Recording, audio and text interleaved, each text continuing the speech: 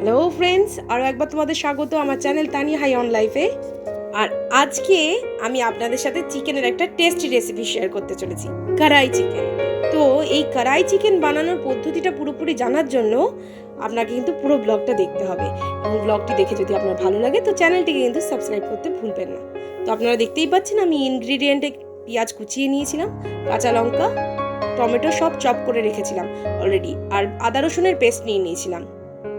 এইবার আমি ধুয়ে রাখা মাংসটার মধ্যে স্বাদ মতো লবণ, হলুদ মিশিয়ে নিলাম।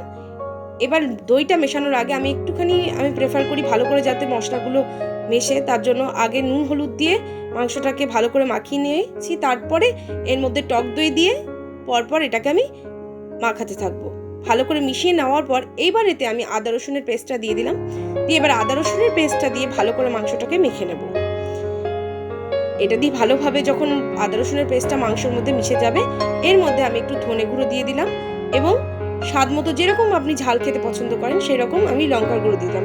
আর পারলে একটু কাশ্মীরি মির্চও দিয়ে দেবেন, রং ভালো হয়। তো এটা আমার অলরেডি ম্যারিনেট করা হয়ে গেছে, দেখতে পাচ্ছেন ভালো করে। এইবার এটাকে আমি ফ্রিজে রেখে দেবো আধা ঘন্টা মতো, ভালো করে যাতে মাংসের ভেতর মশলাগুলো মজে যায়, তাতে স্বাদটা ভালো হয় মাংসের।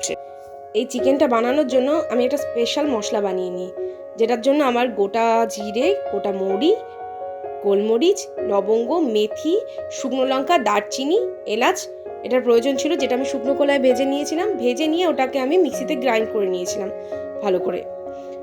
এইবার আমি কড়াইতে তেল গরম করে ওতে তেজপাতা এবং বড় এলাচ ফোড়নে দিয়ে দিলাম, কারণ আমি এই মাংসটা বানানোর জন্য বেরেস্তা বানাবো। তো চপ করা পেঁয়াজটা ভালো করে আমি ভেজে নিচ্ছি কড়াইতে, যতক্ষণ না লাল লাল হয়ে আসছে। তো আমার বেরেস্তা বানানো হয়ে যাওয়ার পর ওর মধ্যে আমি চপ করা টমেটোটাও দিয়ে দিলাম। টমেটোটা এবার পার্শিয়ালি যতক্ষণ না ভাজা হচ্ছে ততক্ষণ আমি ম্যারিনেটেড করা মাংসটা দেবো না। পার্শিয়ালি যখন এটা ভাজা হয়ে যাবে, যেমন দেখতে পাচ্ছেন আপনারা প্রায় ভাজা হয়ে এসেছে, তখন এবার আমি এতে ভালো করে দেখে নিলাম ভাজা হয়ে গেছে। এবার এতে আমি ম্যারিনেট করা মাংসটা দিয়ে দিচ্ছি। এটা এবার আমি কড়াইতে চাপিয়ে দিয়েছি। এবার ভালো করে আমি মাংসটাকে মিশিয়ে নেব পেঁয়াজ আর টমেটোটার সাথে। ভালো করে মেশানো হয়ে গেলে এটা আমি সিম আঁচে কষতে দিয়ে দেবো। এবার মাংসটা যতক্ষণ কষতে থাকবে, তো আমার বাড়িতে আজকে দাদু, দিদা, মাসি, বোন এরা এসেছিল, তাদের সাথে আমি গল্প করতে করতেই রান্নাটা করেছি।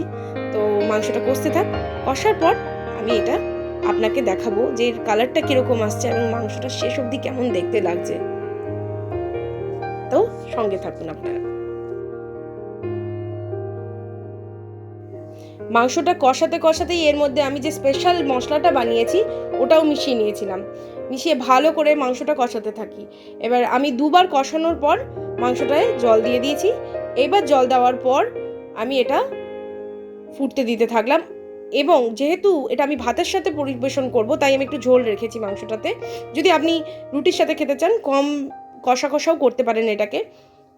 তো মাংসটা রেডি, নামানোর আগে আমি একটু গরম মশলা দিয়ে নিয়েছিলাম। এটা খেতে ভালোই লেগেছে আমাদের সবার। যদি আপনিও বাড়িতে বানিয়ে খেতে চান বানাতে পারেন, আর ভালো লাগলে একটা কমেন্ট করতে কিন্তু ভুলবেন না।